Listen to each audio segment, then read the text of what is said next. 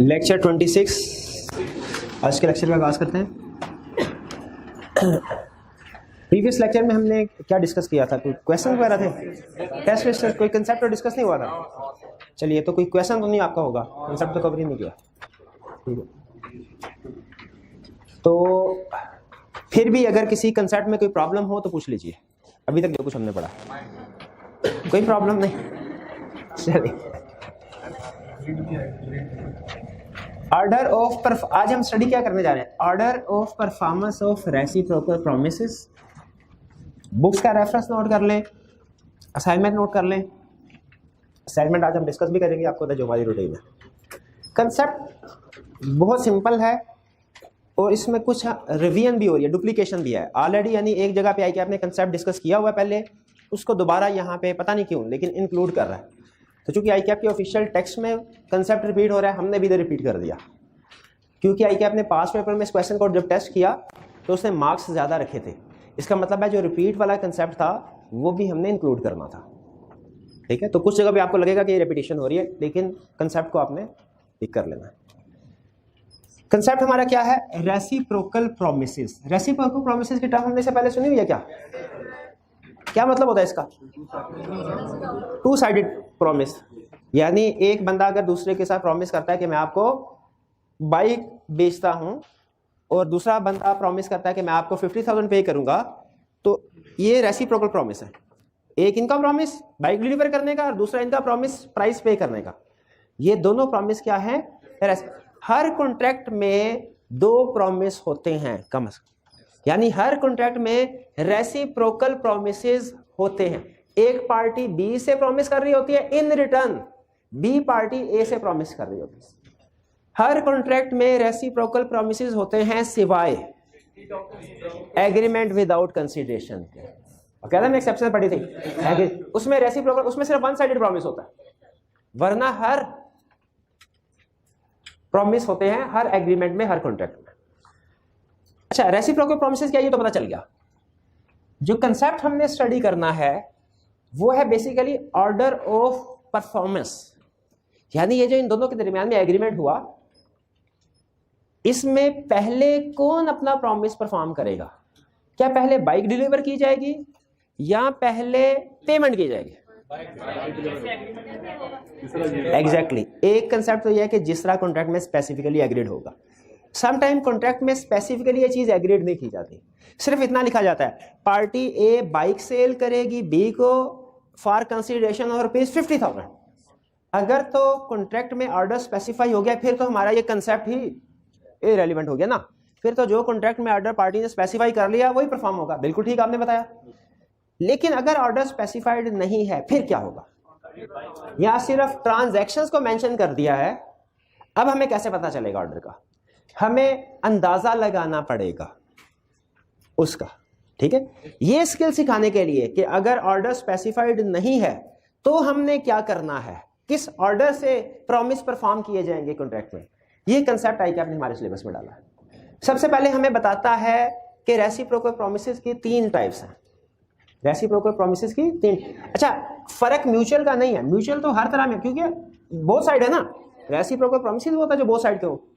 Word mutual में फर्क नहीं है, दूसरे वाले वर्ड में फर्क है। यदि रेसिप्रोकल प्रॉमिसेस के तीन types, mutual and concurrent, mutual and independent और म्यूचुअल एंड डिपेंडेंट, तीन types. Mutual and concurrent, mutual and independent और म्यूचुअल एंड डिपेंडेंट, ठीक। इजी टू डिफिकल्ट चलते हैं। सबसे पहले म्यूचुअल एंड कंकरेंट। ये कौन से प्रॉमिस है? जो साइमल्टेनियसली परफॉर्म होंगे। अगर दोनों प्रॉमिस साइमल्टेनियसली परफॉर्म होने हो इसे कहते हैं म्यूचुअल एंड कंकरेंट। ज्यादातर हमारे जो ज्यादातर कॉन्ट्रैक्ट्स होते हैं वो म्यूचुअल एंड कंकरेंट में क्लासिफाई होते हैं। आप ऑर्डर स्पेसिफाई नहीं करते, इन भाईजान ने इनसे बाइक खरीदने के एग्रीमेंट, तो जाहिर है जिस दिन ये इनको बाइक डिलीवर करेंगे उसी दिन ये इनको पेमेंट करेंगे, या जिस दिन ये इनको पेमेंट करेंगे उसी दिन इनको बाइक डिलीवर करेंगे। ज्यादा आप अपनी रोजमर्रा जिंदगी में बहुत से कॉन्ट्रैक्ट करते हैं। इवन आप घर से बाहर निकलते हैं और कोई सब्जी या फल खरीद के घर लेके जाते हैं, वो भी एक तरह से कॉन्ट्रैक्ट है। कंकरेंट साइमल्टेनियसली परफॉर्म हो रहे हैं, ठीक है, सेम टाइम, यानी सेम टाइम से सेम डे, ठीक है, उसी वक्त। जैसे प्रेजेंट कंसीडरेशन होती है, शाबाश, प्रेजेंट कंसीडरेशन होती है, जैसे ये म्यूचुअल एंड कंकरेंट का कंसेप्ट क्लियर। फिर होता है म्यूचुअल एंड डिपेंडेंट। कुछ कॉन्ट्रैक्ट ऐसे होते हैं जो कि म्यूचुअल एंड डिपेंडेंट। अच्छा मुझे बताइए, मैं घर से बाहर निकला, मैंने टेबल बाई करनी है, आपने लेके उस पर बैठ के मैं स्टडी वगैरह कर सकूं। अब मैं मार्केट में गया, रेडीमेड टेबल्स मौजूद हैं, मैंने उसके साथ एग्रीमेंट किया कि 10,000 रुपये आपको दूंगा, आप टेबल मुझे बेच देंगे, घर में डिलीवर कर देंगे। ऑर्डर स्पेसिफाइड नहीं है, बताइए कौन सा कॉन्ट्रैक्ट है? म्यूचुअल एंड कंकरेंट, दोनों चीजें साइमल्टेनियसली परफॉर्म होगी। ऐसे अगर मैं गया बाहर और वहां पे मैंने देखा मुझे उधर कोई पसंद नहीं आई, उधर कोई टेबल पसंद नहीं, मैंने उससे कहा कि भाईजान आपके पास जो टेबल है रेडीमेड, इनमें लकड़ी अच्छी इस्तेमाल नहीं हुई, मैं आपको अच्छी क्वालिटी की लकड़ी प्रोवाइड करूंगा, आपने मुझे उस लकड़ी से इस डिजाइन की टेबल बना के देनी है। अब ये एग्रीमेंट हमारे दरमियान हो गया।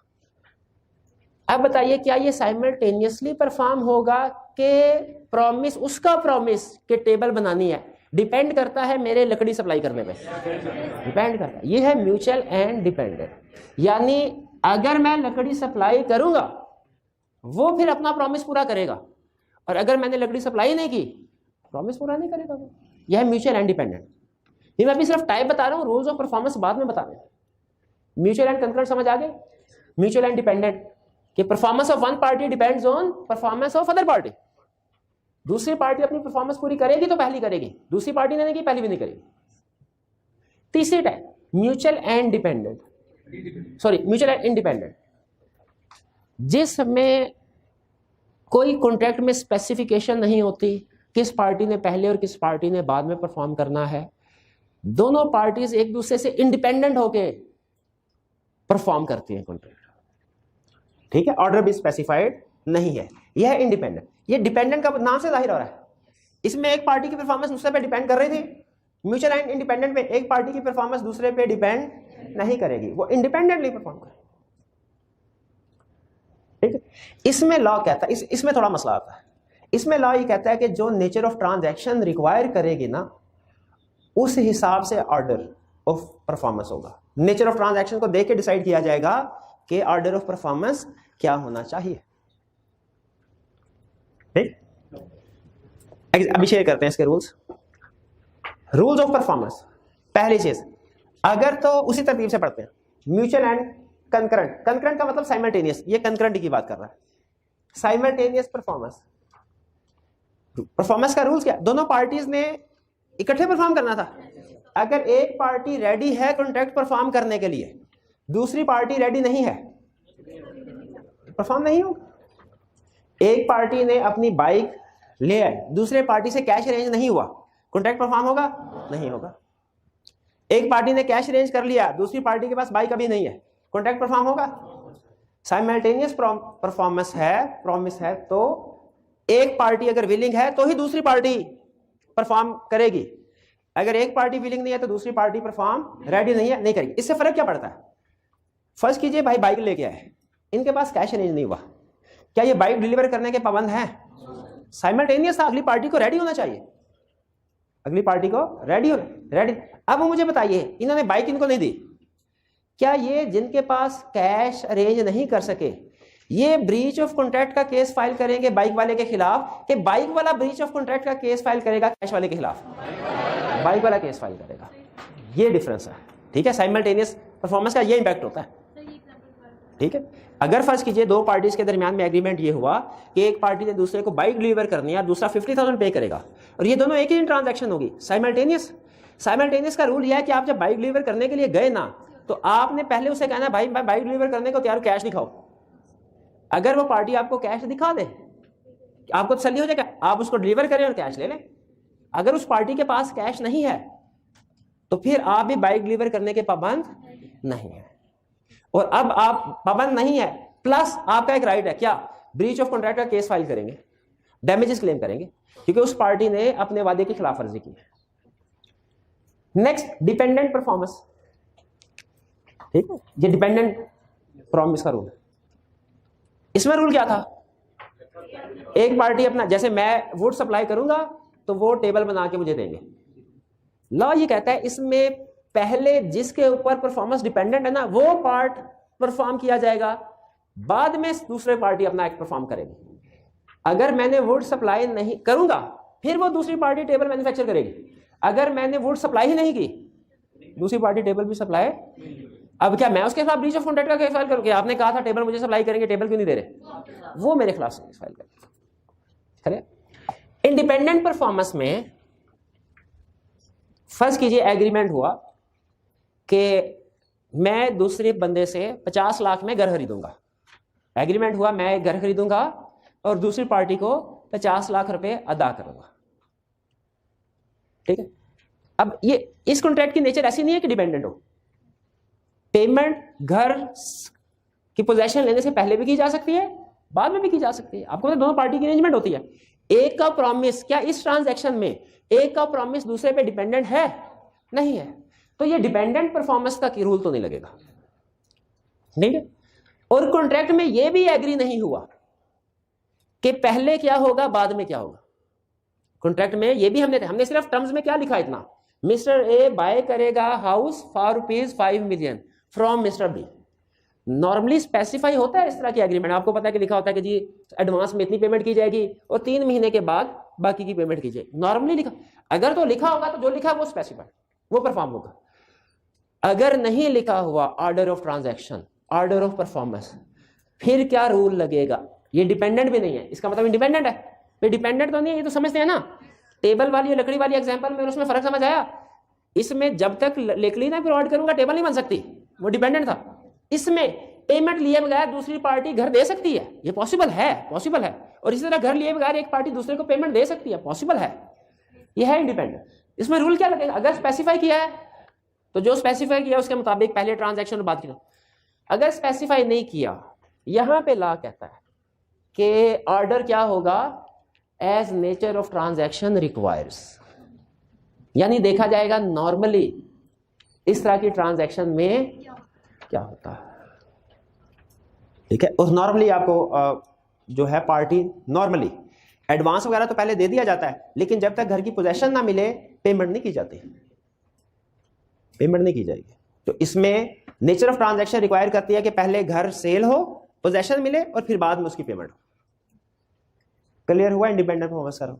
चल, अच्छा, फिर इसके बाद उसने कुछ एग्जांपल्स हमें ऐसी दी हैं जो कि पहले हम पढ़ चुके हैं, लेकिन वो आएगी इसी तरह। अगर वो आपसे पूछता है ना, दो तरह से इसमें रिप्रोडक्शन का क्वेश्चन भी पूछ सकता है, केस स्टडी भी।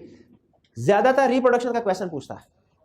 अगर रिप्रोडक्शन का क्वेश्चन पूछे तो आपसे 2 क्वेश्चन पूछ सकता है। पहला क्वेश्चन क्या है? टाइप्स ऑफ रेसिप्रोकल प्रॉमिसेस बताइए, टाइप्स बता देंगे। दूसरा question, rules of performance of reciprocal promises बताइए। हमारी कॉमन सेंस ये कहती है कि rules of performance of reciprocal promises यहां पे खत्म हो जाते हैं, लेकिन स्टडी टेक्स्ट कहती है नहीं, ये 3 मजीद रूल्स भी हैं, ये 3। तो अगर रिप्रोडक्शन का क्वेश्चन आएगा तो आपने इन रूल्स को भी ऐड करना है। पहला, प्रिवेंटिंग परफॉर्मेंस। कैसा हो सकता है? 2 पार्टीज के दरमियान में एग्रीमेंट तय पाया, एक पार्टी परफॉर्म करने के लिए आई, दूसरी पार्टी उसको मना कर दे, रोक दे। हमने घर कंस्ट्रक्शन करने के लिए एक बंदे से कहा, ठीक है घर कंस्ट्रक्ट करो, वो घर कंस्ट्रक्ट करने के लिए आया और हमने उसे रोक दिया कि तुमने घर कंस्ट्रक्ट नहीं करना। यह है प्रिवेंटिंग परफॉर्मेंस। वो जो थिएटर वाली एग्जांपल थी, सिंगर वाली, सिंगर सिंगिंग करने के लिए आई, होटल के मालिक ने मना कर दिया, सिंगिंग नहीं करनी आपने। प्रिवेंटिंग परफॉर्मेंस, इसका इफेक्ट क्या होगा? Breach of contract. Aggrieved party के लिए एग्रीमेंट वॉइडेबल, वो इसको कैंसिल करके डैमेजेस क्लेम कर सकते हैं। क्लियर? ये नया कंसेप्ट तो नहीं है। Second, alternative promises being illegal. Alternative promises का मतलब क्या है? अच्छा, 2 हमने प्रोमिसेस पढ़े थे, एक अल्टरनेटिव, एक agreement first to do legal and then illegal, दोनों में फर्क है। अल्टरनेटिव प्रोमिसेस की एग्जांपल क्या थी? भाई ये 10,000 दीजिए, यहां हमें चीनी सप्लाई कर दीजिएगा, यहां चरस सप्लाई कर दीजिएगा। और अल्टरनेट प्रॉमिस, एक लीगल और दूसरा इलीगल। क्या रूल है परफॉर्मेंस का? लीगल वाला इन्फोर्सेबल है, इलीगल वाला इन्फोर्सेबल नहीं है। और promises to do first legal and then illegal things, वो गैम्बलिंग हाउस वाली, कि पहले एग्रीमेंट हुआ घर बेचने का और शर्त रखी गई अगर ये घर गैम्बलिंग के लिए यूज किया गया तो फिर ये 4 लाख का होगा या डबल प्राइस होगी। इसमें रूल ऑफ परफॉर्मेंस क्या है? फर्स्ट प्रॉमिस एनफोर्सेबल और जो सब्सिक्वेंट या नेक्स्ट प्रॉमिस है वो एनफोर्सेबल। क्लियर हुई ये बात? अच्छा, ये हमने टाइप्स पढ़ी या रूल्स पढ़े, कुछ हमें समझ आई होगी लेकिन इतनी ज्यादा क्लैरिटी नहीं आई होगी। ठीक है, और अब हम कुछ एग्जाम्पल स्टडी करेंगे जिनमें हम ये भी, हालांकि क्वेश्चन की रिक्वायरमेंट नहीं होगी लेकिन अपनी अंडरस्टैंडिंग को इंप्रूव करने के लिए ये भी इवैल्यूएट करेंगे कि ये एग्रीमेंट कौन सा है, म्यूचुअल एंड कंकरेंट है, डिपेंडेंट है या इंडिपेंडेंट है, और फिर उसके रूल ऑफ परफॉर्मेंस पे भी कमेंट करेंगे। क्लियर? चलिए, आपके पास 3 मिनट हैं, मीनवाइल आप रीडिंग कर लीजिए इस लर्निंग ऑब्जेक्टिव की। क्वेश्चन की तरफ अभी ना जाइएगा, क्वेश्चन हमें डिस्कस करने हैं। पास कीजिएगा जी। रीडिंग कर ली होगी आपने। इसमें कुछ स्टूडेंट कंफ्यूज हो रहे हैं इंडिपेंडेंट में और कंकरेंट में। ठीक है, डिपेंडेंट में तो कोई इशू नहीं है, वो तो समझ आ गया। कंकरेंट को आपने लदा रखना है। कंकरेंट भी से कहते हैं, इसे साइमल्टेनियस भी कहते हैं। ये हमारा रिलेट करता है प्रेजेंट कंसीडरेशन वाले कंसेप्ट से। अगर दोनों पार्टीज में ये तय पाया कि एक पार्टी कंसीडरेशन प्रोवाइड करेगी और दूसरी पार्टी भी at the same time consideration provide करेगी, तो ये हमारा म्यूचुअल एंड कंकरेंट प्रॉमिस कहलाता है। इसे प्रेजेंट कंसीडरेशन के साथ जोड़ें, ये भी क्लियर हो जाएगा। अभी फिलहाल बाकी को छोड़ दें। म्यूचुअल एंड कंकरेंट क्लियर हो गया? जब दोनों पार्टीज ने तय किया कि दोनों साइमल्टेनियसली कंसीडरेशन एक दूसरे को प्रोवाइड करेंगे, जो भी कंसीडरेशन हो, म्यूचुअल एंड कंकरेंट, ये अलग है। अब म्यूचुअल एंड इंडिपेंडेंट और म्यूचुअल एंड डिपेंडेंट, ये असल में एक दूसरे के अपोजिट है। ये तो अलग से टाइप है, लेकिन इसको आपने म्यूचुअल एंड कंकरेंट को इसके साथ नहीं जोड़ना समझने के लिए, इन दोनों को आपस में जोड़ना। अगर कॉन्ट्रैक्ट में ये तय पाया कि पार्टी ए पहले काम करेगी फिर पार्टी बी काम करेगी, ये क्या होगा? डिपेंडेंट। और अगर कॉन्ट्रैक्ट में ये तय नहीं पाया कि कौन सी पार्टी पहले काम करेगी कौन सी बाद में, इंडिपेंडेंट। सिंपल।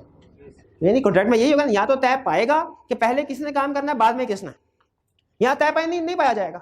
मेरा राइस के साथ एग्रीमेंट होता है, एग्रीमेंट में लिखा हुआ है पहले मैं सर्विसेज प्रोवाइड करूंगा फिर वो मुझे सेशन एंड में पेमेंट करेंगे।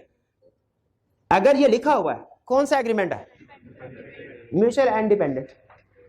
और अगर ये सिर्फ इतना तय पाया है कि इस सेशन में मैं स्टूडेंट्स को पढ़ाऊंगा और राइस मुझे ये कंपनसेशन पे करेगा, कब करेगा ये नहीं मेंशन, अब की बार मेंशन नहीं है, ये कौन सा होगा? अब इसमें डिसाइड कीजिए मुझे पेमेंट कब होनी चाहिए। हाँ, अब as nature of the transaction requires, और नेचर नॉर्मली क्या होता है? Nature of transaction means normally क्या होता है? मंथली बेसिस पे पेमेंट, मुझे मंथली बेसिस पे पेमेंट होगी। कुछ कॉन्ट्रैक्ट में हो सकता है एडवांस में पेमेंट हो, जैसे एक अगर हमारा किसी के साथ एग्रीमेंट होता है उसमें क्लियरली तय पाया कि पहले आप घर की कंस्ट्रक्शन करेंगे बाद में हम आपको कंस्ट्रक्शन की पूरी अमाउंट देंगे, ये कौन सा कॉन्ट्रैक्ट? Mutual and dependent. और फर्स्ट कीजिए सिर्फ इतना तय पाया कि आप घर की कंस्ट्रक्शन करेंगे और मैं उसकी पेमेंट करूंगा, ये क्या हो गया? Mutual and independent. अब म्यूचुअल एंड इंडिपेंडेंट में पहले कौन सा काम होगा? As nature of transaction requires. और बताइए नॉर्मली क्या होता है? पहले नॉर्मली घर कंस्ट्रक्ट होता है कि पहले पेमेंट होती है?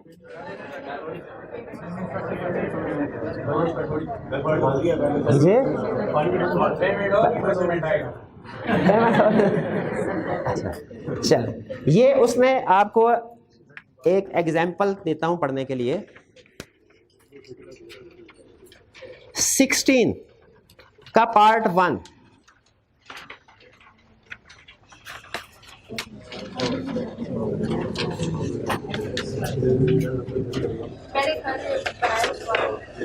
जी पहले घर की कंस्ट्रक्शन होगी बाद में उसकी पेमेंट होगी। इसी तरह के एक और भी है, वो चलें आगे आएगा। 14 भी पढ़िए, 14 को भी पढ़िए। 14 और 61 दोनों इसी कंसेप्ट से रिलेट करते हैं। हाँ, पहले घर की कंस्ट्रक्शन होगी फिर उसके बाद हम उसकी पेमेंट करेंगे। बिल्कुल जी, हाँ जी, इंडिपेंडेंट है ना, बिल्कुल। लेकिन नेचर ऑफ द ट्रांजैक्शन क्या रिक्वायर? इंडिपेंडेंट है। नहीं, 14 वाले में उसने कहा हुआ है कि पहले क्या काम करेगा, ये तय पाया हुआ है। ठीक है, 16 भी कर ले। लेकिन मैं बताना चाह रहा हूं अगर ना भी तय पाया हो ना तो फिर भी हमने डिसीजन करना जो nature of the transaction require करते हैं। ठीक है, 14 में और 16 में फर्क क्या है? 14 में तय पा गया ऑर्डर क्या होगा, ये म्यूचुअल एंड डिपेंडेंट है।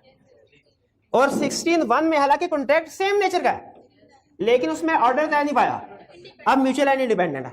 अब अगर इन दोनों में झगड़ा होता है कि कौन पहले परफॉर्म करेगा तो फिर क्या होगा, नेचर ऑफ द ट्रांजैक्शन जो रिक्वायर करते हैं। क्लियर हुआ? तो ये जो टाइप्स है ना ये बेसिकली उस पे कॉन्ट्रैक्ट पे ये नहीं बता रही आपको कि कॉन्ट्रैक्ट किस किस्म का, ये बता रही है कि उसके जो ऑर्डर ऑफ परफॉर्मेंस है वो क्या होगा। ठीक है, मजीद क्लैरिटी के लिए हम आगे फर्दर क्वेश्चन की तरफ जाते हैं। हाँ, आपने कंकरेंट एक चीज जब आप कंकरेंट को डिपेंडेंट या इंडिपेंडेंट के साथ जोड़ने की कोशिश करेंगे ना फिर कंफ्यूजन होगी। आपने डिपेंडेंट इंडिपेंडेंट, क्योंकि नाम से ही जाहिर है डिपेंडेंट और इंडिपेंडेंट एक दूसरे का रिलेट कर रहे हैं, कंकरेंट तो रिलेट नहीं कर रहा। ठीक, चलिए जी लाइट्स वाला डिस्कस जी। इसका मतलब ये हो कि इंडिपेंडेंट कंकरेंट नहीं, इंडिपेंडेंट और करंट एक नहीं, नहीं। कंकरेंट में तो क्लियरली तय पाता है ना कि दोनों इकट्ठी होंगी चीजें। अब ये जो घर बनाने वाली एग्जांपल है इसमें दोनों चीजें इकट्ठी थोड़ी हो रही है। नहीं, पहले वो घर कंस्ट्रक्ट कर रहा है बाद में पैसे दे रहा है, पहले घर कंस्ट्रक्ट हो रहा है बाद में पैसे दे रहा है जी। स्टार्ट करें जी। मैं आपसे कुछ क्वेश्चन में उसने ना भी पूछा लेकिन टाइप्स ऑफ कॉन्ट्रैक्ट पूछूंगा, सॉरी टाइप्स ऑफ प्रॉमिस पूछूंगा कंसेप्चुअल क्लैरिटी के लिए जी। सबसे briefly explain 5 rules regarding performance of reciprocal promises under the provisions of contract. लेकिन रेसिप्रोकल प्रॉमिसेस की तो 3 टाइप्स होती हैं, कंकरेंट, डिपेंडेंट, इंडिपेंडेंट। हाँ जी, वो दूसरी भी प्रॉमिस, अल्टरनेट प्रॉमिस वाली, promise to do legal illegal वाली, प्रिवेंटिंग परफॉर्मेंस। शाबाश, हमारे 6 हो गए, हमारे हमने 5 लिखने हैं। एक्स्ट्रा एक आधी एग्जाम में एक्स्ट्रा भी लिखते, कोई हर्ज नहीं है इसमें, टाइम हो तो 6 लिखते हैं। 12 in a contract for sale Azam promises to deliver the goods to Babar at a fixed price and Babar promises to give promise for the payment of the price. Are these reciprocal promises? Yes, ये तो simple, ये तो बस warm up exercise करवाई है उसने। दोनों reciprocal promises है ना, एक बंदे ने कहा मैं गुड्स डिलीवर करूंगा, दूसरे ने कहा मैं प्राइस पे करूंगा। अभी ये ऑर्डर तय नहीं पाया, मैं ये नहीं कह सकता इसकी बेस पे कि ये डिपेंडेंट है या कंकरेंट है। कंकरेंट में कहां लिखा है कि दोनों इकट्ठे होंगे काम, या कहां लिखा है कि पहले एक पार्टी पे करेगी फिर दूसरी पार्टी। अगर ये लिखा होता कि दोनों पार्टीज इकट्ठे सेम टाइम करेंगी फिर आप कह सकते थे सर कंकरेंट है। अगर लिखा होता पहले पार्टी ए करेगी फिर पार्टी बी करेगी फिर आप कहते डिपेंडेंट है। तो कुछ नहीं लिखा हुआ, मैं इसको इंडिपेंडेंट कहूंगा, इंडिपेंडेंट को। इसमें नेचर ऑफ ट्रांजैक्शन जो रिक्वायर करती है। और नॉर्मली नेचर ऑफ ट्रांजैक्शन में क्या होता है, पहले गुड्स डिलीवर होती है कि पहले पेमेंट? शाबाश, नॉर्मली बिल्कुल बिल्कुल। Question 13, Azam promises to sell 100 bales of cotton to Babar to be delivered next day. Babar promises to pay within a month. Azam does not deliver the bales of cotton. Is Babar liable to perform his promise? अच्छा, ये कौन सा था? Dependent, एक ही performance दूसरे पे। तो जब म्यूचुअल एंड डिपेंडेंट का रूल क्या है, एक पार्टी अपना प्रॉमिस पे ना पूरा ना करे दूसरी पार्टी को करना चाहिए, नहीं करना चाहिए। तो अब इसका मतलब है बाबर लायबल टू परफॉर्म नहीं है, डैमेजेस क्लेम कर सकता है, बिल्कुल ठीक। Next 14, Azam agreed to build a house for Babar for a fixed price to be paid after the house is built. After का लफ्ज मैं वो जल्दी में स्किप कर गया। After the house is built, तो कौन सा वर्ड है? Mutual and dependent. What which promise should be perform first? House, क्योंकि उसने एग्री कर लिया, पहले हाउस कंस्ट्रक्ट होगा बाद में फिक्स। अच्छा, मैं इसको आगे लेके चल रहा हूं। रूल्स ऑफ परफॉर्मेंस में मुझे बताइए, अगर फर्ज कीजिए एक पार्टी आजम हाउस कंस्ट्रक्ट नहीं करती, क्या बाबर बी पार्टी को अपना प्रॉमिस पे पूरा करना चाहिए, परफॉर्म करना चाहिए? नहीं करना चाहिए। डिपेंडेंट का रूल ही यही है, पहली पार्टी अपना प्रॉमिस पूरा करेगी तो फिर दूसरी पार्टी करेगी, वरना दूसरी पार्टी भी नहीं करेगी।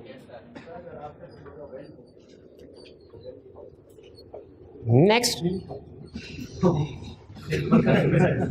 Azam agreed to deliver goods to Babar at a price to be paid by Babar on delivery. Concurrent. Correct. If Babar is not ready to pay the amount or first installment, if installments are agreed, ये installments वाले को तो ignore करते हैं। If अगर Babar payment देने को तैयार नहीं, should Azam deliver the goods? नहीं। Simultaneous या concurrent promise का रूल यही है, अगर एक पार्टी रेडी नहीं है दूसरी पार्टी भी नहीं। ठीक है, एक वैसे तो वाइड एग्जांपल है लेकिन आपके साथ शेयर कर लेता। जुआ होता है ना, जुआ ये म्यूचुअल एंड कंकरेंट होता है। इसमें जब आप जुआ लगाते हैं ना, वो कहते हैं भाई पहले पैसे शो करवाओ। अगर आप पैसे शो करवाते हैं तो फिर वो दूसरा बंदा अपना प्रॉमिस या जो भी उनका तरीका कार है पूरा। और अगर आप पैसे नहीं शो करवाते, आपको साइमल्टेनियसली ऑन द स्पॉट, आपको ऑन द स्पॉट शो करवाना पड़ता है। लेकिन पैसे जी हाँ, पेमेंट तब होगी, बात बिल्कुल जाहिर है, सिर्फ शो करवाने पड़ते हैं कि अगर आप शर्त हारते हैं तो आपके पास पेमेंट देने के लिए पैसे मौजूद है।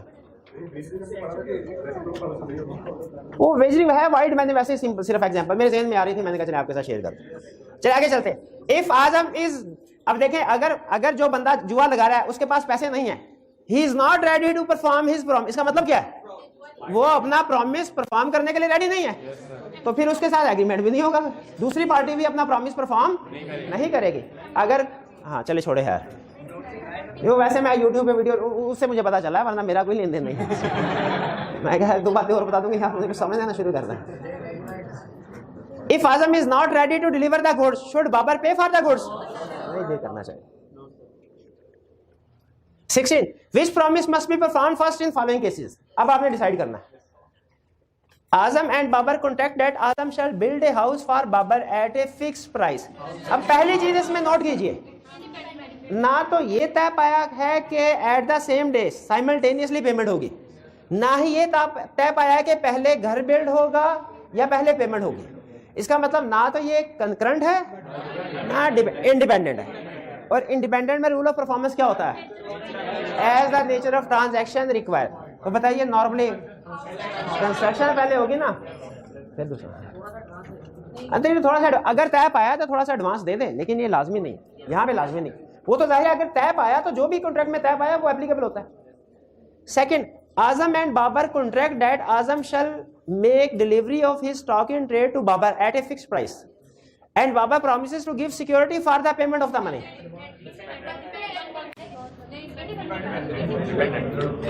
क्या इंडिपेंडेंट है? अच्छा, इसमें जो लिंक बनाना ना आपने, वो गुड्स की सप्लाई का पेमेंट के साथ नहीं बना। पेमेंट तो कंफर्म है बाद में होगी, पेमेंट कंफर्म है बाद में होगी। हाँ, अगर आप स्टॉक इन ट्रेड और पेमेंट के साथ लिंक करें ना, अगर इसको सिक्योरिटी वाली बात को गायब कर दें इस क्वेश्चन में से, स्टॉक इन ट्रेड और पेमेंट को लिंक करें, तो फिर उस सूरत में नेचर ऑफ द ट्रांजैक्शन क्या रिक्वायर करते हैं? उस सूरत में ये इंडिपेंडेंट होगा। एक पार्टी ने कहा कि मैं आपको गुड सप्लाई करूंगा स्टॉक इन ट्रेड, दूसरी पार्टी ने कहा मैं आपको पेमेंट करूंगा। ऑर्डर नहीं तय पाया, ऑर्डर नहीं पाया। इसमें नेचर ऑफ द ट्रांजैक्शन क्या रिक्वायर करती है? अब ऑर्डर नहीं तय पाया ना, हम इसको डिपेंडेंट तो नहीं कह सकते, ठीक है? बिल्कुल, पहले गुड्स डिलीवर होंगी बाद में पेमेंट होगी।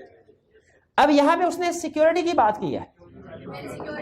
हाँ, सिक्योरिटी का अब यहां पे भी देखे, ये नहीं उसने बताया पहले सिक्योरिटी दी जाएगी या पहले गुड्स डिलीवर की जाएगी। क्वेश्चन में किसी बताया?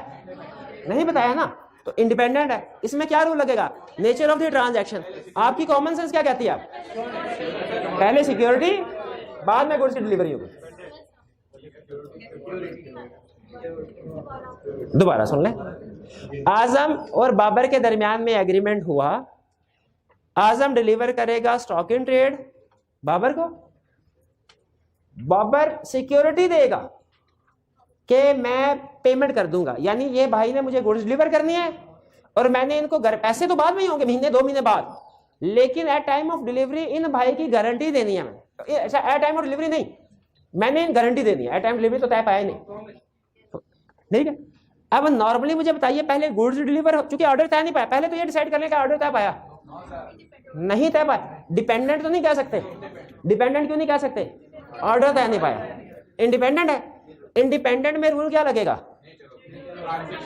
Nature of transaction. तो खुद बताइए, इस तरह पहले गारंटी, बिल्कुल, वरना तो अगर गुड्स डिलीवर कर दी तो वो तो निकल जाएगा। गारंटी का मकसद यही होता है। तो पहले इसमें गारंटी दी जाएगी, सिक्योरिटी यानी, फिर उसके बाद गुड्स को डिलीवर किया जाएगा। क्लियर जी? नहीं, नेचर ऑफ ट्रांजैक्शन असल में डिपेंडेंट है या इंडिपेंडेंट है या कंकरेंट है, इसका ताल्लुक सिर्फ इस चीज से है, ऑर्डर ऑफ परफॉर्मेंस क्या होगा। अगर आपने ऑर्डर ऑफ परफॉर्मेंस डिसाइड कर दिया ना तो फिर इस चक्कर में पड़ने की जरूरत ही नहीं है कि ये टाइप कौन सी है। अगर ऑर्डर ऑफ परफॉर्मेंस स्पेसिफाई कर दिया जाए फिर तो ऑटोमेटिकली सारी डिपेंडेंट हो जाती हैं कि एक पार्टी ने अपना पूरा करेगी फिर दूसरी पार्टी पूरा करेगी। ठीक है, next, Azam and Babar context that Babar shall execute certain work for Azam for rupees 1000। Babar is ready and willing to execute the work accordingly, but Azam prevents him from doing so. What remedy is available to Babar? एक party तैयार है contract करने के लिए, लेकिन दूसरी party उसको रोक रही है। ये कौन सा रूल हो गया? One party preventing performance, rules of reciprocal promise में फोर्थ वाला पॉइंट था। जी बिल्कुल, बाबर करी agreement voidable at the option, और अगर आजम उसे रोकता है तो वो कॉन्ट्रैक्ट को rescind करके डैमेज क्लेम कर सकता है। B, Ajmal hire Bilal ship to take in and convey from Karachi to Mauritius a cargo to be provided by Ajmal, Bilal receiving a certain freight for its conveyance. यानी अजमल ने बिलाल की शिप ली, उसे कहीं जाना था, और अजमल बिलाल को उसके बदले में फ्रेट चार्जेस देगा, जो भी उसकी फीस या पेमेंट वगैरह है। Ajmal does not provide any cargo for the ship. ठीक है, is Bilal liable to perform his promise? नहीं। अब सेम एक पार्टी ने अगर अपना कॉन्ट्रैक्ट परफॉर्म नहीं किया, दूसरी पार्टी भी नहीं करेगी।